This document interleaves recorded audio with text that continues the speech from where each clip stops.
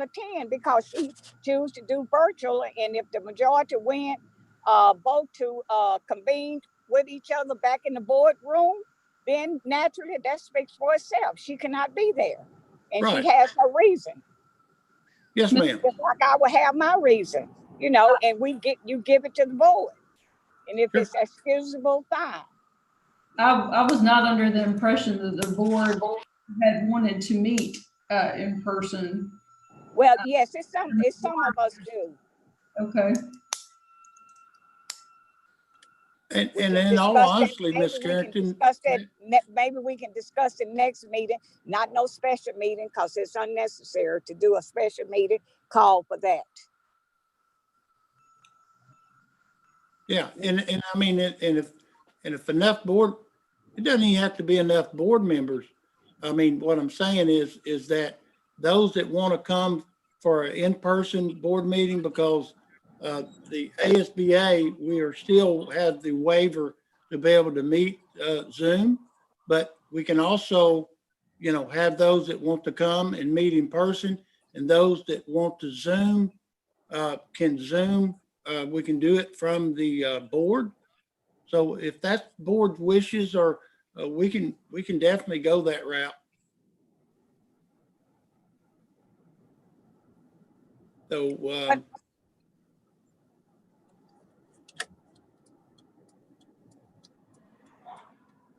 So with that said, we can maybe talk about that a little bit later or so. But what I wanted to discuss with the board was, over the past week and a couple of days, we had been virtual. And of course, the reason we've been virtual was because of our numbers, but mainly because of the amount of teachers that we had out from close contact, and some positive cases also. I have my POC. I've invited her to the board meeting tonight so she can speak to some numbers. But the process in which we did that was, it was our leadership team, which included also our principals, on making the decision to go virtual. But also we have a POC, not only in the district, we also have a POC that's been assigned by the Department of Ed. That's who we make contact with when we're thinking about doing anything other than what we're doing prior to what we went virtual.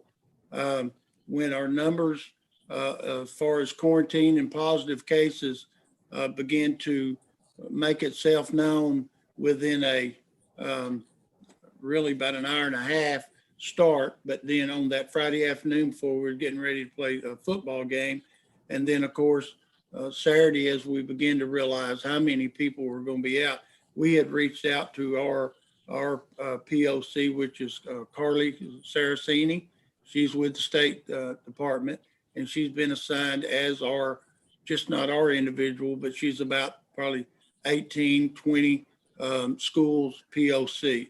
And any communication that we have as far as wanting to request that we go virtual of any kind, it has to be run by her, and then also her blessings also. She would also let you know if what you're presenting to her does not present a worthy enough cause for you to go school-wide virtual. Pivot, in other words, we wouldn't pivot. My process, my purpose in sharing this with you is twofold. Is one, that being our first rodeo as far as having to make a decision like that, and me communicating to the board. I think you know me well enough. I'm always going to want the board to feel good about decisions I'm making, or my method of relaying that information to you. I don't want to ever to look like a dictator when it comes to this, because the board needs to again feel good about, y'all, that's what you pay me for, and I kind of what I mentioned to Miss Carrington this afternoon is that, y'all pay me a respectable salary to make these decisions.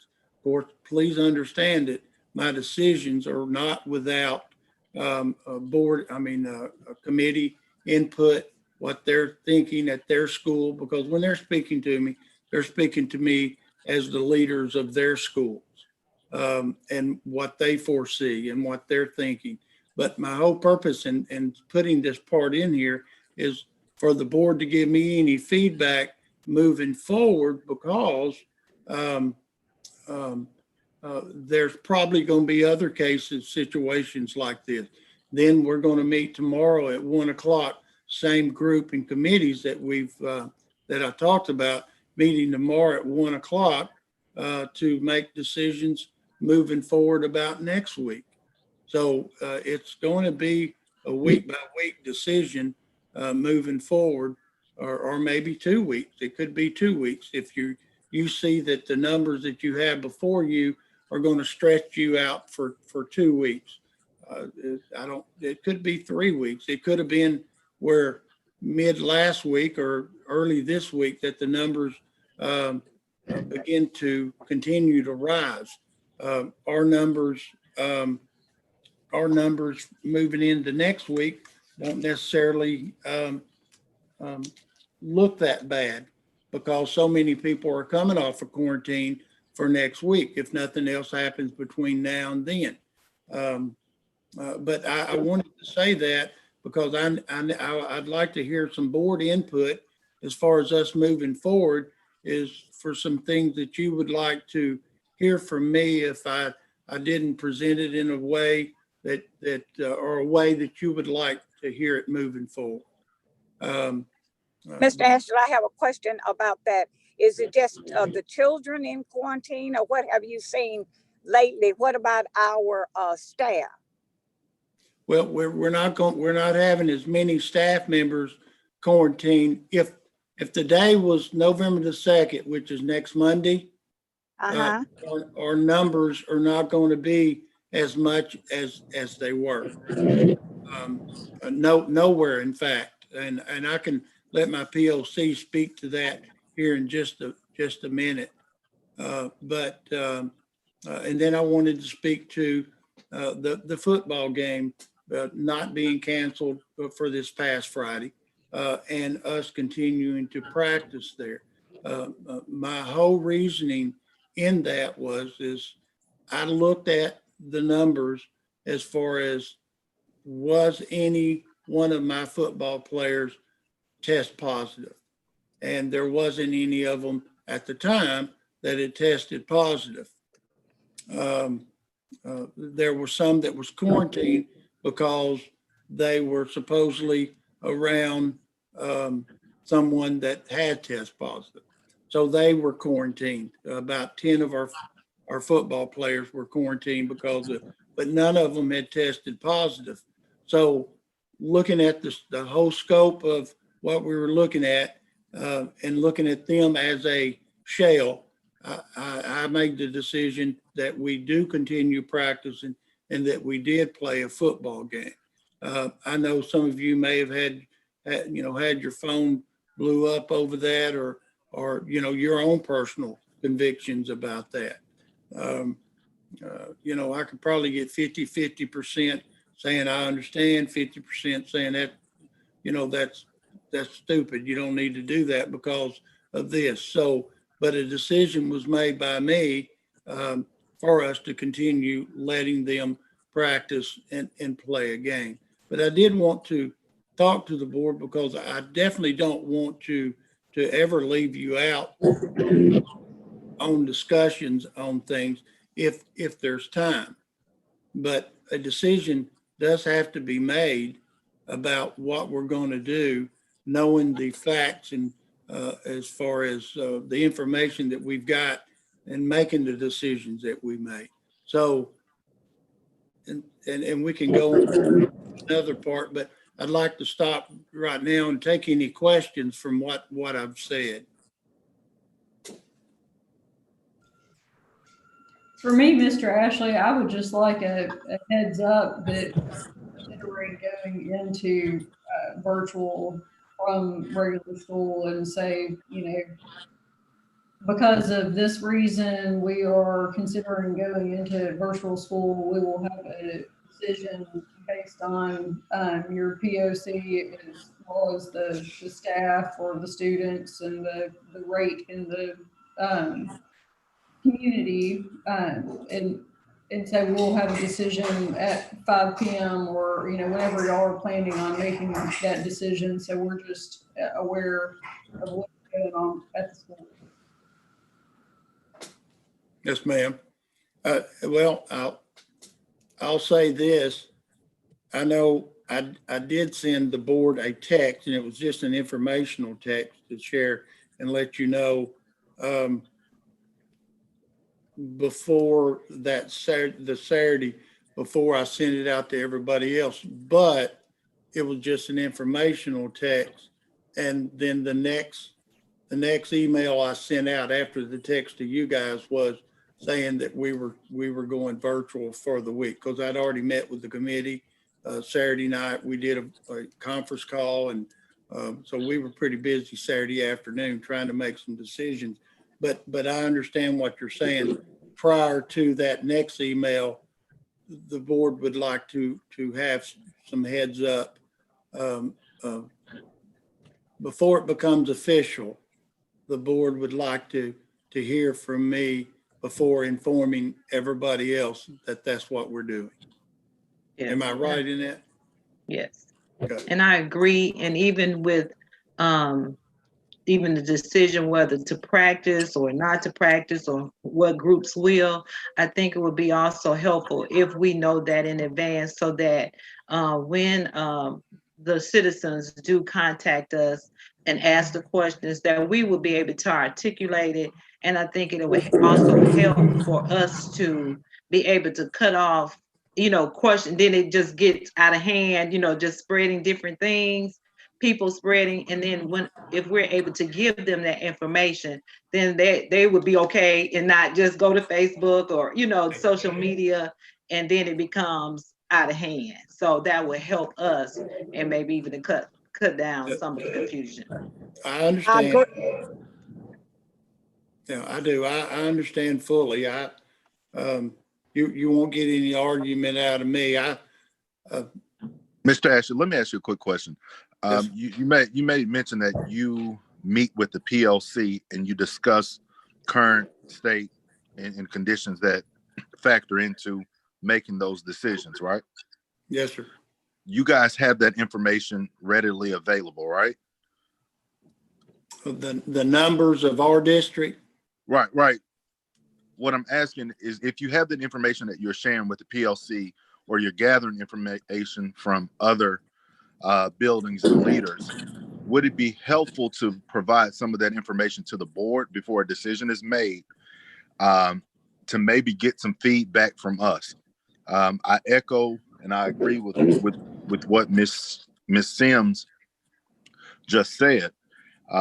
It was kind of a firestorm for us to get information and get blindsided by some of the decisions that we did not have any information to support you, or to say, let's rethink some of the things that were happening in the district. So you kind of left us out on the island with no information to support either way.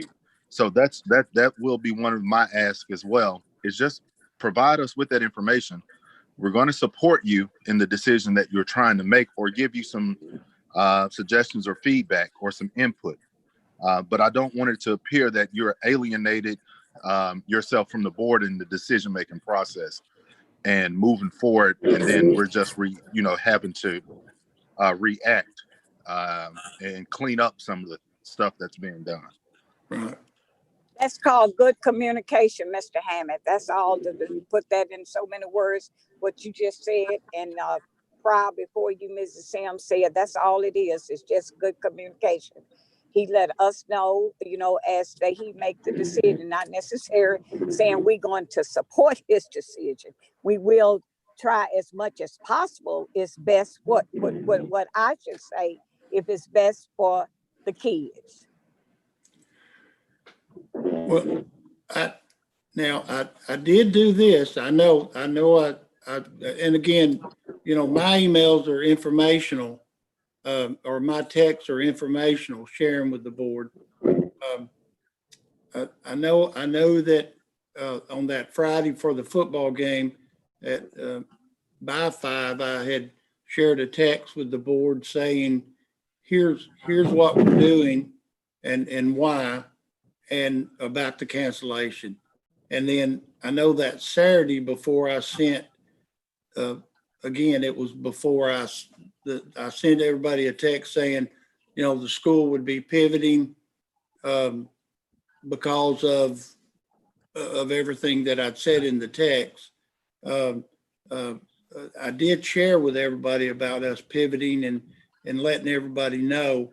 But I will be more mindful, is maybe sharing a little bit more information with the board and seeing if I can do it in a more timely manner. I can't promise always timely, because sometimes, as you know, I mean, it's just like that Friday before the football game. I mean, anybody that was involved on that, decision moving forward, I mean, that thing happened. I mean, as far as finding out a number, a positive and another positive, and 45 close contacts, and that thing took off and was just going real quick. So, and my imagine is the next one will too. But I hear what you're saying. I do.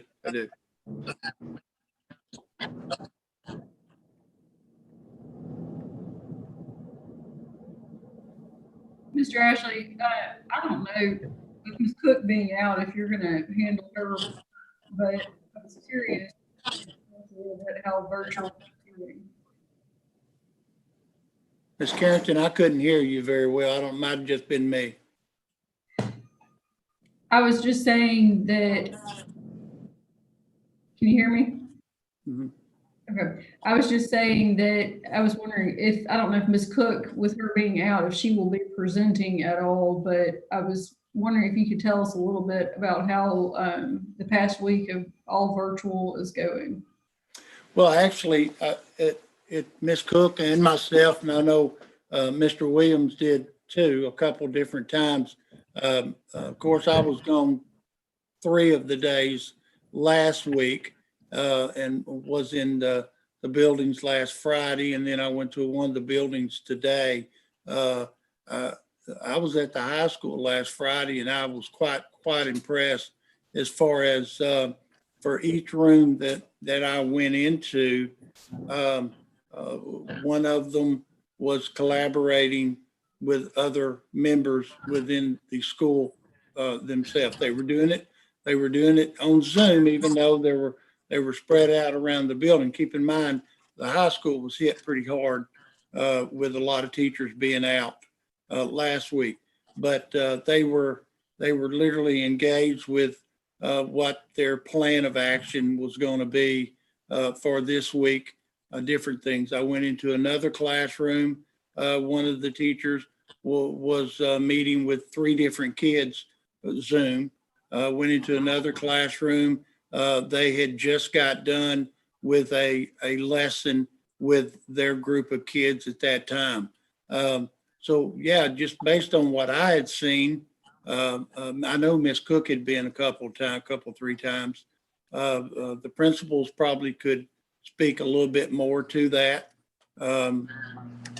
But I was quite impressed last Friday at the high school with their engagement in every classroom that I had gone in.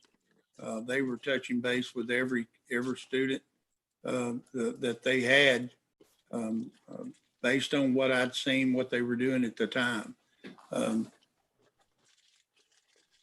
Now that's my perspective, but like I said, the principals all could speak to it a little bit more, because they're monitoring that, because like I said, this is the first time, other than maybe one other day, that they had we had been virtual, all students, other than the parent teacher conference. combination that we had had.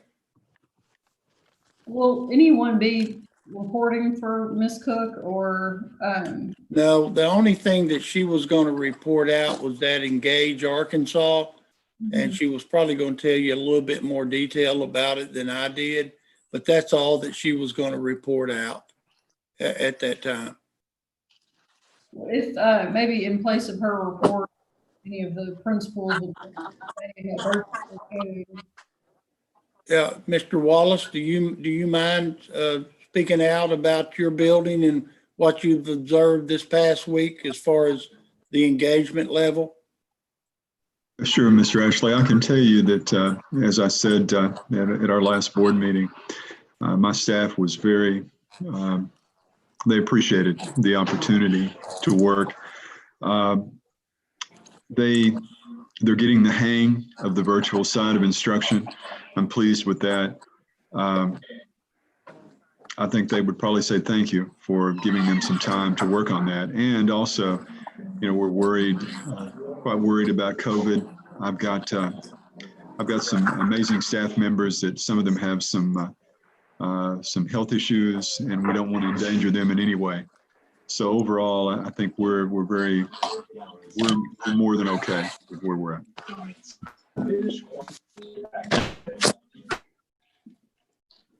I have a question for Mr. Wallace. Yes, ma'am. Do you know, or can you tell, or have any numbers about how many of the students actually engaged in the virtual learning process? I know you may not have the exact number, but did you have a good amount of students that participated in virtual learning? Yes, ma'am. I can give you a pretty good idea.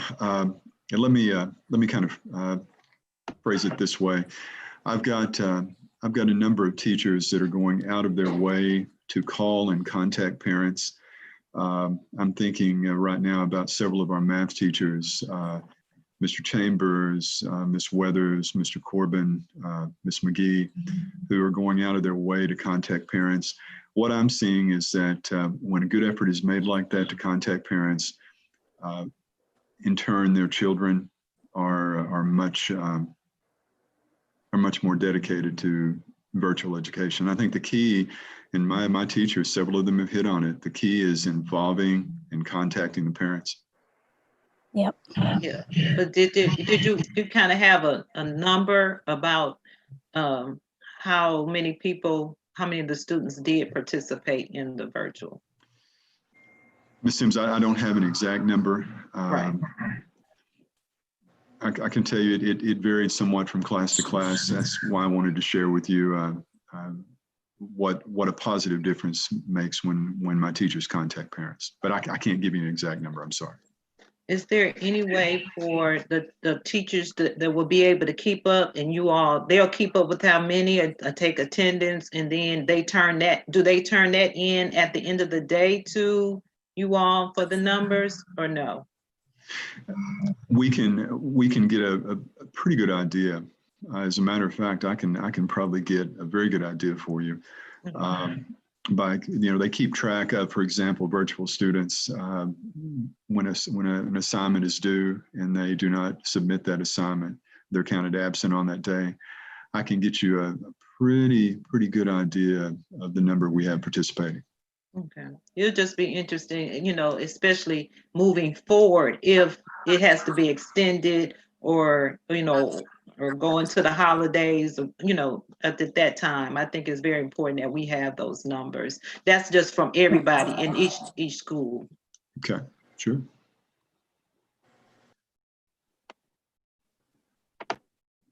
Well, I would like to piggyback off of Mr. Ashley. I seen for myself, I'm gonna say the high school and the middle school I visit, and the teachers was on it. I went up the hallway, down the hallway, and I heard them talking to the parents, and I also heard the teachers Zooming. I was very pleased with it, and I can say I seen it hands-on, that those teachers was really working and to get the situation solved. So I was really pleased that I seen it on hands Friday also myself. That's good, Ms. Lewis. Thank you.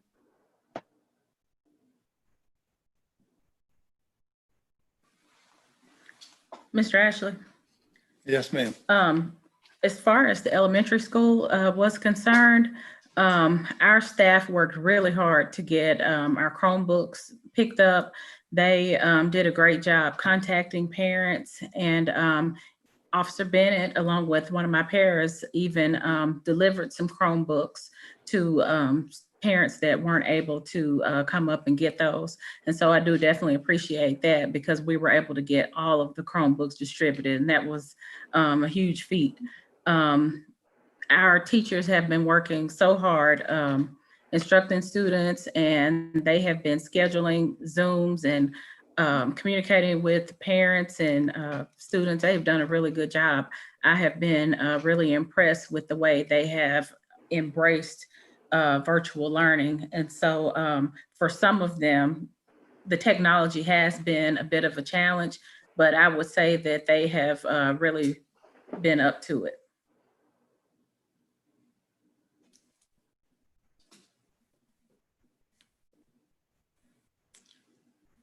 You know, the numbers that you're talking about, Ms. Sims, that goes back to what we talked about, Engage Arkansas a while ago.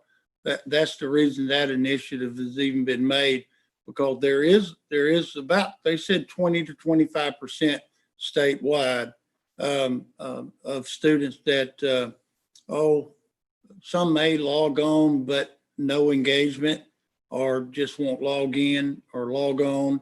It is a problem. My guess is that you could probably say about 25% of each school, if it's based on the state numbers, is that you're probably having that much in each school. Also, a little more, a little less, maybe of engagement. I know the teachers, because the principals are reporting it to me, that the teachers are reaching out in all the manners in which they know how to try to encourage engagement and try to find out why they're not engaging in or logging on or staying logged on, or when you're logged on, it doesn't appear that you're doing anything, things like that. Mm-hmm. So it's a twofold thing. I know they're keeping up with it in their room. And I also know that this initiative was set up just strictly for that purpose, because it is a real thing across the state of Arkansas. So, yeah, I was just wondering how, because the 2 weeks that they had to be implemented for us, this particular last 2 weeks, because of it, how did it have any effect on the students that are used to coming face to face, are more comfortable coming in face to face, and then they had to go to virtual? I was just wondering, did that have any type of effect on them? Because some people are just hands-on, face-to-face learners, and so I just was wondering if that had any effect on those same students, and so that the next time a decision had to be made, maybe there's something else that we could, teachers, administrators, any of us can come up with to help those that are normal face to face. I like face to face, but so some people learn different. Sure. Yes, ma'am.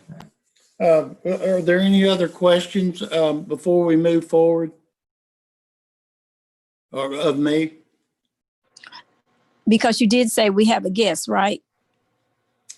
Yes, Miss Tiffany Townsend, who's our POC. If anybody, Tiffany, I hate to put you on the spot, but you were pretty excited about being on the school board meeting night, so I figured you'd just dying to take any questions. So if, I guess if anyone, of course, she being our POC, which is point of contact, meaning that's who they contact, if they're not, I guess if they have questions and they're not feeling well, what she's going to advise them. And Ms. Townsend is our high school nurse, and she's our lead nurse across the district. So I guess if anybody would like to ask her any questions. I would. Yes, ma'am. Ms. Townsend, I guess my question is, because I'm one of them ones that's like, I want to be out. So I'm just going to keep it honest. So can you tell me what numbers that we can get where I know we're going to maybe do it, play it by ear, my understanding, maybe week to week as it go. But is there any way maybe we go, if we say 2 weeks, and then kind of let the parents know, not just spring them on, or we're just not going to go back this week, or we're just not going to go back this week? Do we have some kind of ideal that we can actually tell our parents what we're going to do instead of week by week? Or could we go 2 by 2? Because I'm looking at this year, we only have 6 weeks left. So what is the plan, and how would we do it? How could we do it? Or could we get approved to do 2 to 3 weeks? I don't know. I'm wanting to hear what you have to say on that part. Can y'all hear me? Yes, ma'am. Okay. So, when we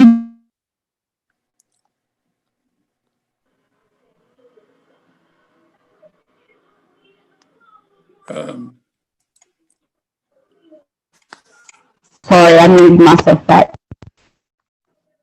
Can y'all hear me better now?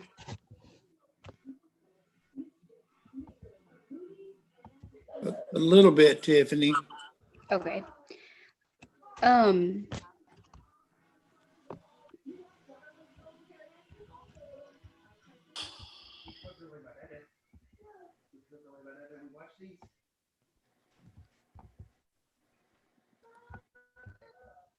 Okay, Ms. Townsend, are you trying to talk? Yes, can y'all hear me? I think we could hear you when you said, could you hear me? Okay. So the Friday that me and Mr. Ashley spoke with the state POC that was given to us, with those numbers, she advised to do the 2 weeks due to the amount of numbers we had out, students and faculty, because if any of those tested and come back positive, then the numbers were going to go up. So in order to decrease the amount of exposure, she suggested 2 weeks. Right now, this is just my personal opinion. With us being in the red and Mississippi County itself being a hot spot, I think it may need to be looked at. Do we go virtual for the rest of the semester, or do we go virtual for another week to see how the cases rise? Because I get phone calls and texts daily of teachers and students who are symptomatic and going to get tested, but I can't do anything until I get the results back.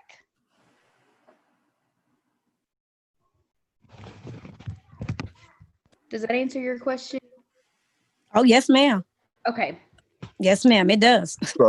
So if I can ask a quick question, or just to rephrase what I just heard, Right.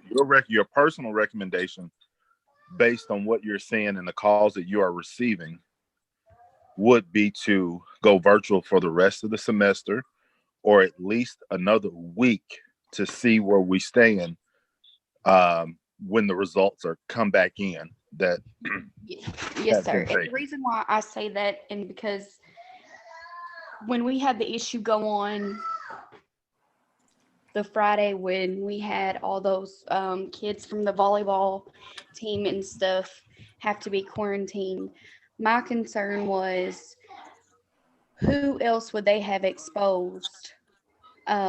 Because when you go in, can I explain the process, how it works, if y'all don't mind? Go I ahead. think so. Okay, so if you're asymptomatic and you go and get tested, they go back 48 hours from your test date that you could have been contagious. So let's say it's a Wednesday afternoon and you go to the doctor and they test you. Whoever you were, and you get your results on that Friday, because it takes 2 to 4 days to get your results, but right now it's about 2 days. On your test date that Wednesday, I have to go back and figure out who you were around that Tuesday and Monday within 6 feet for 15 minutes or longer. If you're symptomatic, it goes and you go and get tested. Let's say you woke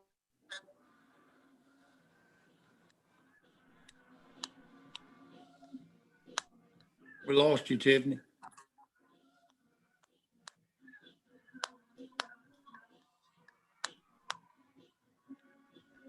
Nurse Townsend, we lost you.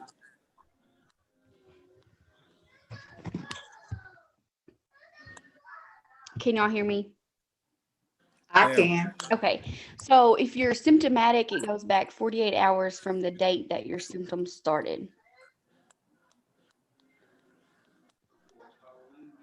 And so and then when you receive a positive test result, they are letting you out after day 10 if you are symptom free. If you still have symptoms on day 10, you have to finish out your 14-day quarantine.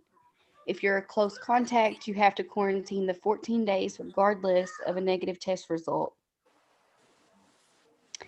And then also, if you are a close contact to someone who lives in your home, so let's just say right now I have an issue with a staff member who their child is positive. I'm just making this up. Their child will come out of quarantine on day 10. That staff member would have to start an additional 14-day quarantine once their child's quarantine date was up. And that's because you can become symptomatic within 14 days after your last known date of exposure from someone who was positive. So I have some kids who have been out of school for almost right at a month because their parent tested positive. Does that make sense to y'all? It does. And if To y'all me. need clarification or y'all need me to like email y'all information, I don't mind to do that. Just let me know what y'all would like to know and I will gladly tell y'all. Mr. Ashley, Come on. Mr. Ashley, Yes, sir. have you considered any of the options that Ms. Townsend just presented to us? Yes. I mean, other than the football, I've gone with everything that we've talked about up to this point. Now, that's the first I'm hearing her about moving forward.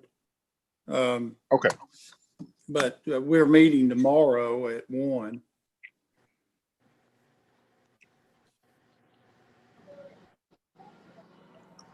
But yes, or definitely consider what she's saying. But of course, what you do is you take that thought, if that's where we think we would need to head collaboratively and collectively, and you take it to your state POC, and you see if that's something that that would need to be done. Don't know if the state would approve, something for a semester. They would if the data suggested so. My guess is, but if the data supported it, I think the state in itself would ask you to go virtual, pivot to virtual. But do we not have the data? Well,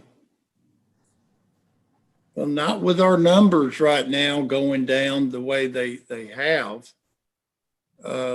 Even with us being in the red zone? Yeah, I mean, in the red, I think they give you an opportunity to pivot to something. It could be a week, another week, to see if your numbers are still going down. If y'all remember the very first week that we were in school, they had contacted me on that Thursday before school that Monday. It was going to be the first week of school. If you remember, we did a modified schedule on that Monday, Tuesday, Wednesday, Thursday, and Friday.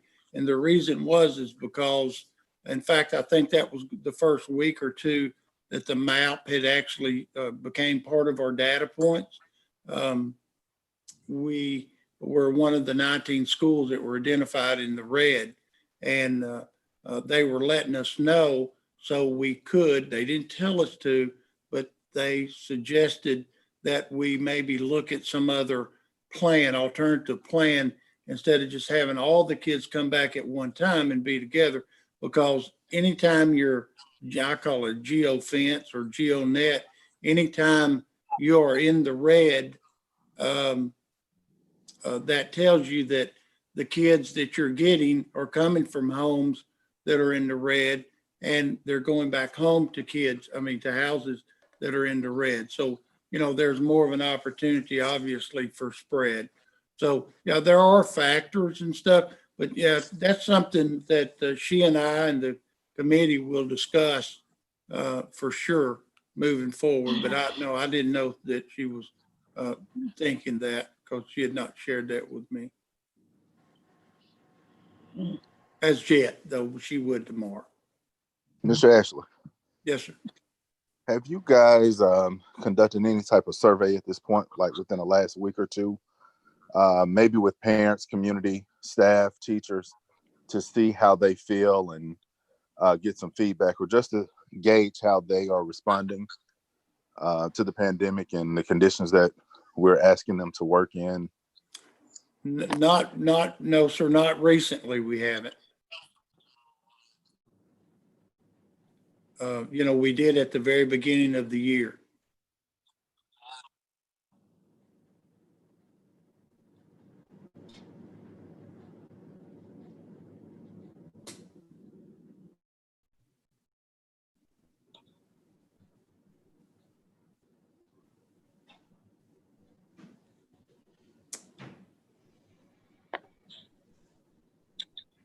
Are there any other questions on this end here?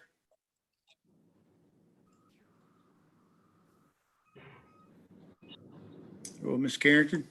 I don't have any other questions. Thank you for coming, Ms. Townsend, and reporting. I think that was illuminating.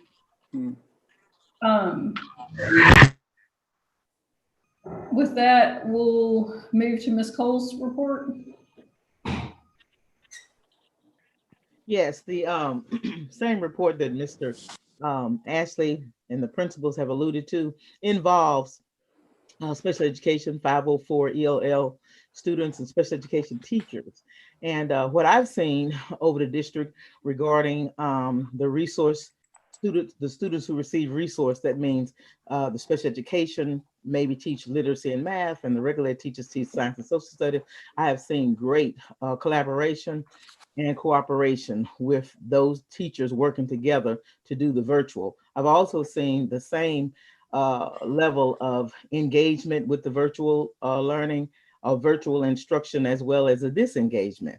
I've made personal phone calls and contacts with parents trying to get them on, and we've had great success of the ones who were not engaged, and found out that, and not trying to be ugly or anything, but we have some of our, and I think I've mentioned this before, some of our parents who cognitive level is similar to their students.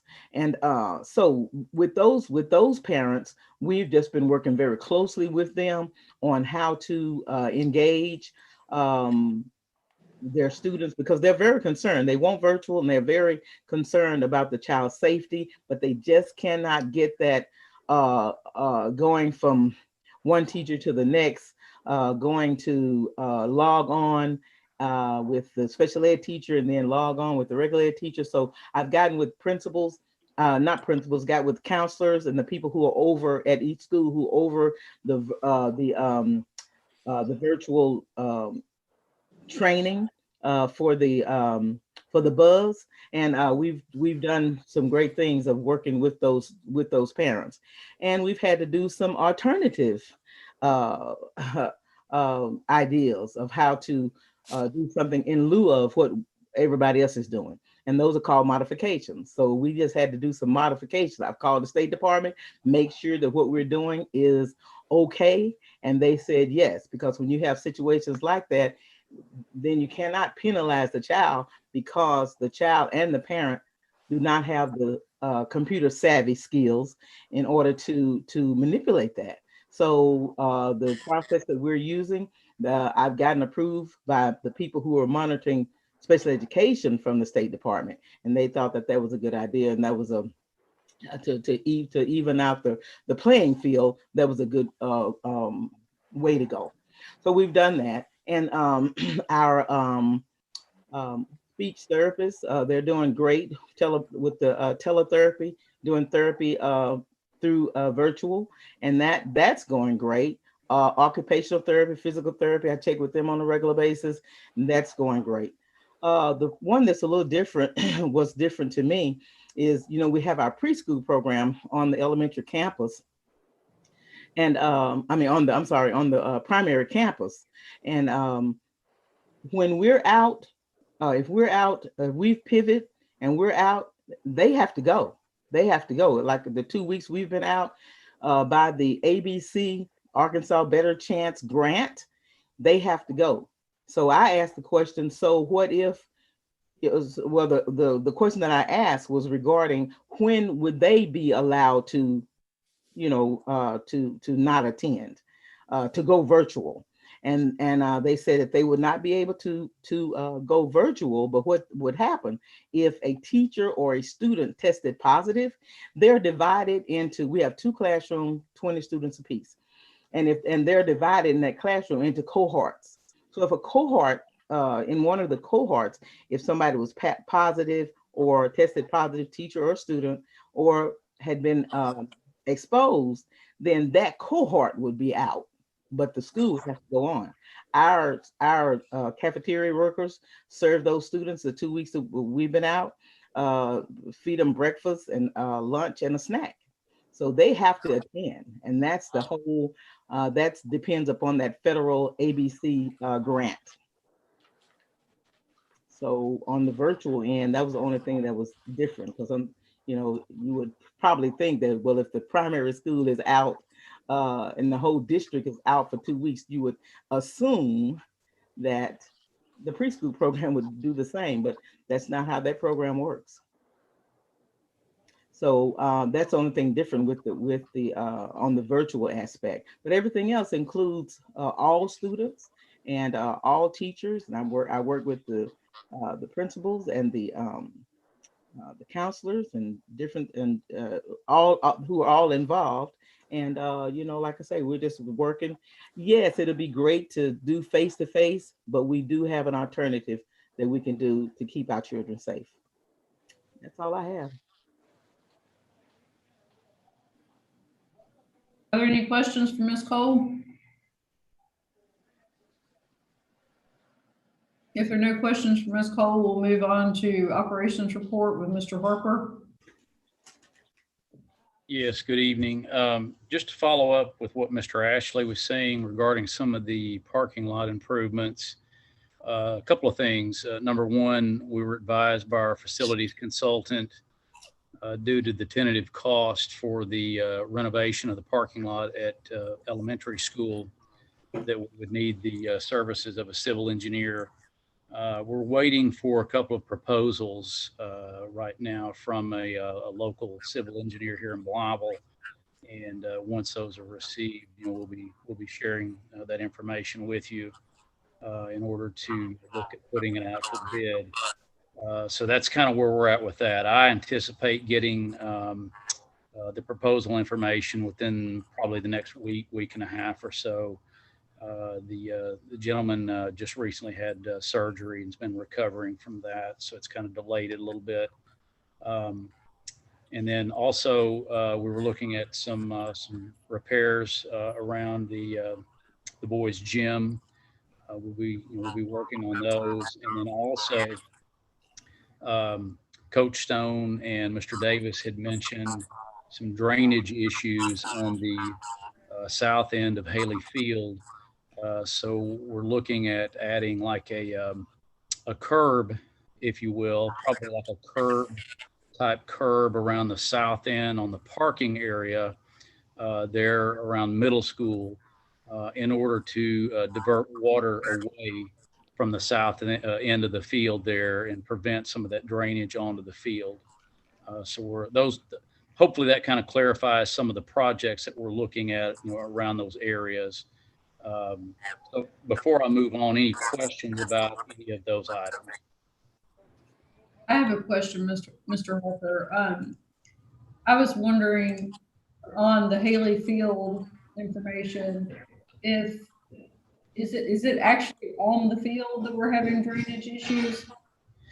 Yes, what's happening is because of the elevation there and the parking around that area there at middle school, when we have rain, heavy rain, it tends to drift down onto the field, and the drains, the French style drains that are there on the field do an excellent job in removing the water buildup. But the other problem that we're experiencing is just dirt, fine rocks, things of that nature being carried from that water onto the field. So there's, not only, is the drainage itself an issue coming onto the field, but then the cleanup thereafter of all the dirt and debris afterwards. I just wondered before we engage someone else if Baldwin and Shell does not need to come look at that since they scoped the project for us and assured us everything would be top notch with the field. It might fall within their purview or guarantee of work to look into that issue. You bet. I mean, we could certainly review the specs in that contract just to see if it does address that. That's a great point. We can certainly research that.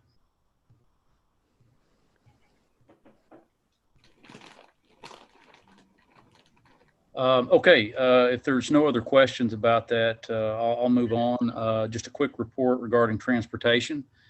No accidents or damage to report for the month. Of course, it's been cut short as far as transportation services due to our virtual status.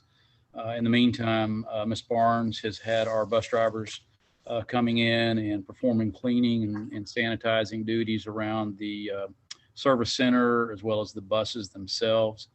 And then also she's been offering some virtual safety training courses for the drivers as well. Regarding maintenance, our maintenance members are continuing to assist with distribution of PPE, sanitizer, and disinfectant solution to our campuses as needed. And the virtual status has allowed our maintenance members to catch up on some of their work orders that have been outstanding. And then regarding safety and security, our new CSSO at the high school. We have this gentleman scheduled to attend NASRO school safety training. NASRO is it's the National Association of School Resource Officers and School Security Officers. It's a nationally accredited course. It gives these individuals a good foundation for school-based safety training. And he should start attending that the first week in November. It'll be, of course, via virtual due to the pandemic. But we do look forward to getting him into that training and getting a good foundation. And then just regarding equipment, we've ordered 10 new exterior cameras to replace some of the older cameras around elementary and high school. Some of those cameras are starting to near 10 years old, and it's just time to replace. And some of them are actually down; they're not functioning. So that'll be taking place over the next few weeks as far as replacement of those items. And then just one other additional PPE type item. We've installed a thermal scanner here at admin. If you'll recall, we purchased some of those units and installed them at the campuses several weeks back to assist with screenings of individuals coming into the buildings. And we did not have one for the admin building. So we now have that here to help screen with, of course, staff and visitors as well. So with that, I'd be glad to take any questions.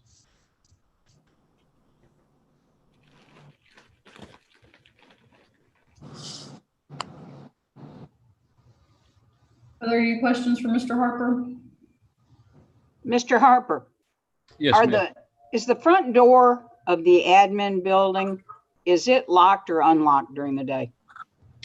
During business hours, the maglock, the access control, is engaged. After hours, and that's the same as most of our campuses, the physical, the key lock is engaged, just as a safety measure in case we should lose power.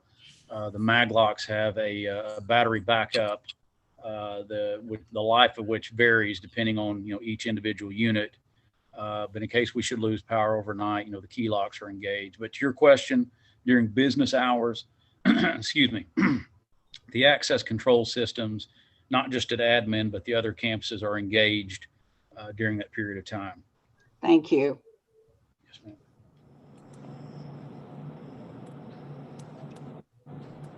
And there is a couple things, Ms. Carrington, that I would like to remind the board of. One, that our November board meeting is on the 16th, which I think is a pretty quick turnaround of about 3 weeks, I think. And then also the ASBA Region 7 meeting, which is tomorrow night. I think, if I'm not mistaken, that is 2 hours tomorrow night. I think I've submitted everybody's name from the first part. So I think if you complete this part, that you will end up getting 3 hours for prompt 1, prompt 2. But I did want to ask, in order to get that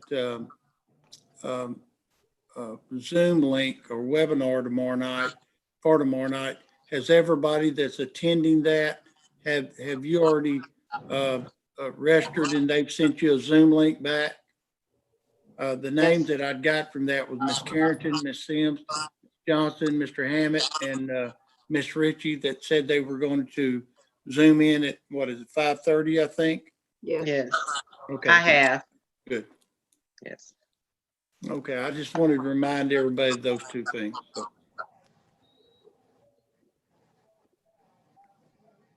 Okay, if there's nothing further on the report side, we'll move into action items. We've got the September 28th meeting, the October 14th special meeting, the financial report, and the purchase of 270 Chromebooks from SHI. Chris, Mr. Williams, would you mind telling us about the Chromebook purchase? Sure. So the 270 Chromebooks are for 4th and 5th grade students at the elementary school. The way that we rotate Chromebooks, normally the primary school and the elementary school end up with the oldest Chromebooks in the district. This year, with having, to make sure we're one-to-one K through 12, we had to issue out, a lot of the Chromebooks we would normally push down to elementary school, actually down to primary school, and then temporarily down to even kindergarten. So 4th and 5th grade actually has the oldest Chromebooks in the district, and they're actually out of automatic updates as of right now. That's the way the Chromebooks work. Google, they allow them to receive software updates for a certain amount of years, and so the 4th and 5th grade, they are either already out or will be going out soon. So we just need to go ahead and get those replaced. The reason why I'm asking for them at this point is right now there is a severe backlog on Chromebooks nationwide, anywhere from 2 to 3 months all the way up to 6-7 months on getting the orders in. And so that's the reason why I'm bringing them to the board at this point right now. So hopefully we can get them in by February. Will these be included in our CARES funding? Yes, ma'am. We are able to purchase these with CARES Act funding, which is federal funding. So it won't, reflect our legal balance or anything. Okay, if there are no other questions about action items A through D, I will entertain a motion. I make a motion that we accept action items A through D. Second. I have a Motion from Ms. Johnson and a second from Mr. Fair. Is that correct? Yes. All those in favor, if you would raise your hand. 1, 2, 3, 4, 5, 6, 7, and Miss Wells. Okay, I've got 7 in favor. Miss Wells, are you trying to vote? What you mean trying to vote? I have my hand up. Yes. I can't see your hand. I I just have see my hand up. application. Oh, okay. I can see you and I have my hand up. I can't see you though. Okay. So, all 8 members vote in favor. Passes unanimously. And now we'll move on to personnel recommendations. Is there any need to go into executive session?